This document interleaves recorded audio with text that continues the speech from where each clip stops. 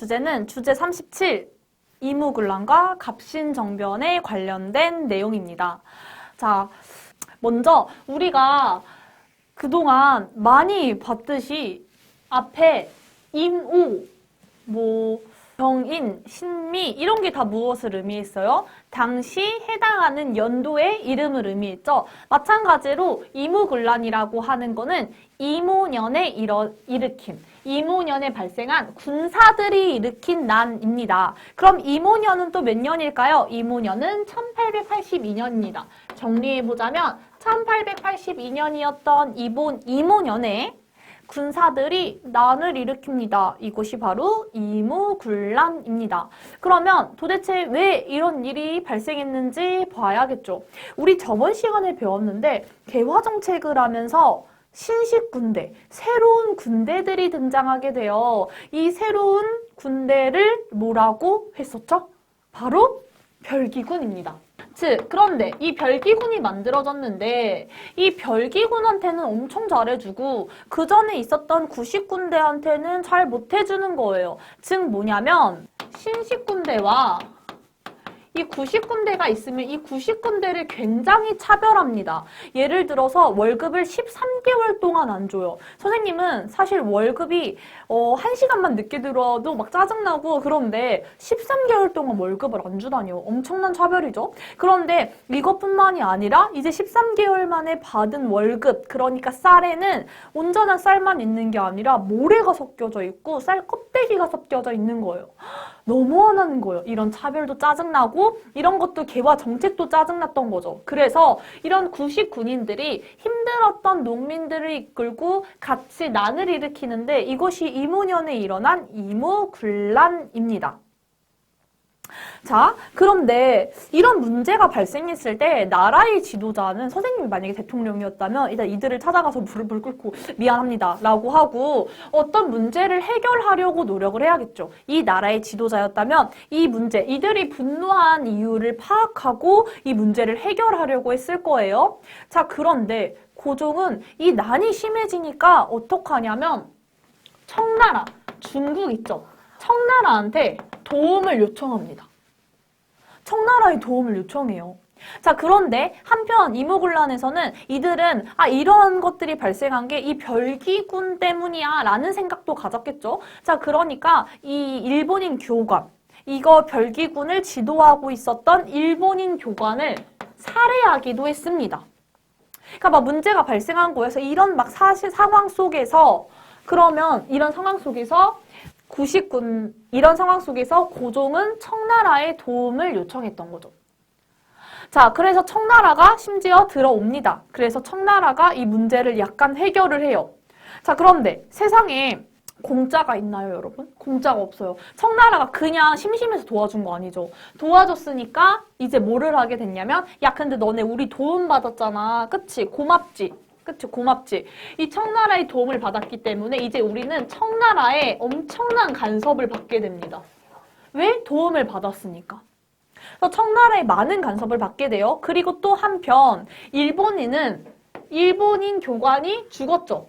그러니까 어떡하냐면 야, 조선 너네 우리나라 교관 죽었더라? 이것 때문에 불안해서 조선에 있을 수가 없어. 우리나라랑 또 하나 조약 맺어야겠다 라고 합니다. 그래서 어떤 조약을 맺냐? 바로 제물포 조약을 맺습니다. 일본과 맺은 제물포 조약이에요. 우리가 딱 느낌이 오죠? 이거 엄청난 불평등 조약이었겠죠. 특히 이 제물포 조약은 일본과 맺은 조약으로서 여기에 있는 포인트는 뭐냐면요. 이 제물포 조약은 우리가 일본한테 많은 배상금, 돈을 주는 것도 물론이고 일본 군대를 조선에 주둔할 수 있게 했어요. 이게 무슨 말이냐면 일본의 군대가 조선에 있을 수 있게 한 거예요.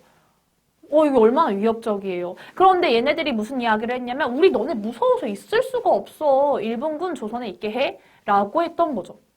그래서 이무군란이 일어난 것은 신식군대와 구식군대 간에서 구식군을 너무 차별했는데 이러한 문제를 제대로 해결하지 않고 고종과 그의 아내는 오히려 청의 도움을 요청했고 청의 도움을 요청해서 뭔가 문제가 약간 해결되긴 했지만 청의 엄청난 간섭을 받고 일본과 재물포조약이라는 불평등 조약까지 맺게 되었습니다. 자, 그럼 한편 이 이무군란이 끝나고 나서 이제는 무조건 나라의 문을 열어야 돼요. 나라의 문을 열어야 되는데 나라의 문을 여는 방법이 두 가지로 나뉩니다. 마치 다이어트 할 때 두 가지의 방법으로 나뉘는 사람들이 있어요. 난 좀 천천히 빼도 돼.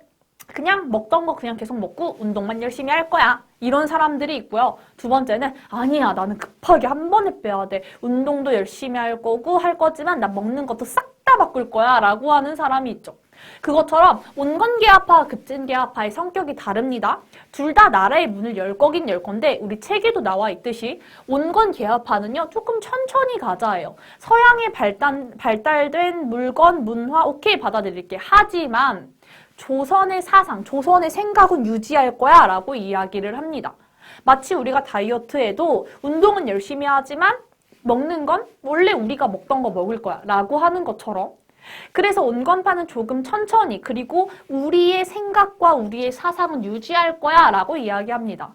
하지만 급진계합파의 생각은 달랐어요. 서양의 물건과 문화를 받아들이고 생각도 서양인들처럼 바꿔야 한다고 생각을 했어요. 그래야 나라가 발전한다고, 빠르게 발전한다고 생각을 했던 거죠.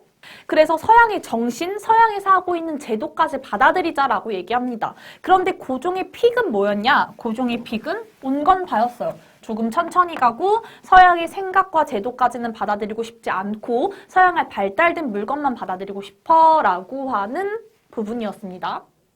자, 그래서 이 어떻게 하냐면 그래서 이 급진파는 마음이 불안해져요. 왜냐하면 점점 이 온건파한테 약간 밀리고 있었거든요. 그리고 이 급진파는 우리가 자꾸 청나라의 간섭도 짜증나는 거야. 그래서 1884년 갑신년에 정치적인 변동을 일으키게 됩니다. 급진계합파가. 근데 급진계합파가 이렇게 결심을 할 수 있었던 이유는 첫 번째, 일본이 도와준다고 했어요. 왜냐하면 일본의 입장에서는 청나라가 거슬려요. 자, 그런데 급진계합파는 청나라를 싫어해요. 자, 그러니까 이들이 정권을 잡으면 좋겠죠. 그러니까 일본이 야, 너네 일으켜봐. 우리 도와줄게. 이렇게 일본이 약속합니다. 자, 그리고 청나라에 있던 군대들이 빠져나가게 돼요. 왜 빠져나가게 되냐면 이때 청나라와 프랑스 간의 전쟁이 발생하게 되거든요. 그래서 우리나라에 있던 청나라 군인들이 좀 빠져나가서 좀 사람이 없을 때를 이용합니다. 그래서 급진계합파가 우정총국이라는 지금으로 치면 우체국이에요. 우체국이 처음으로 개국해서, 그러니까 우체국이 처음으로 열려서 축하하는 자리에서 급진계합파들이 정변을 일으킵니다. 그리고 정권을 싹 장악해요. 자, 이렇게 장악을 합니다. 자, 그런데 장악을 해서 이들이 새로운 정책까지도 제시를 합니다. 나라가 발전하려면 이 14개죠. 14개의 규칙을 따르면 나라가 진짜 발전할 거야 라고 하면서 막 그전에는 볼 수 없었던 되게 혁신적인 정치 개혁 내용들을 막 발표를 하게 돼요. 근데 문제는 이런 것들을 발표하게 되는데 청나라가 이 소식을 듣고 미친 듯이 달려와서 이들을 다 진압해버려요. 그래서 이 갑신정변이 단 3일 만에 끝나게 됩니다. 그래서 이것을 3.1천하라고 해요. 자, 그래서 갑신정변이 갖는 의미는 아주 큽니다. 거기 밑에도 있지만 근대적인 나라를 만들기 위해서, 그러니까 조선과 다른 새로운 나라를 만들기 위해서 굉장히 획기적인 내용들을 많이 주장을 해요. 자, 그러면서 여러 가지 제도를 개혁하려고 했지만 사실 일본의 도움을 받았다라는 거, 그리고 백성들에게 제대로 설명하지 못했다라는 거, 이런 것들이 약간 한계로 남아 있습니다. 그래서 3일 만에 이 갑신정변은 끝이 났다라고 알아두시면 됩니다. 그래서 급진계합파들이 불이 나게 다른 나라로 떠나게 돼요.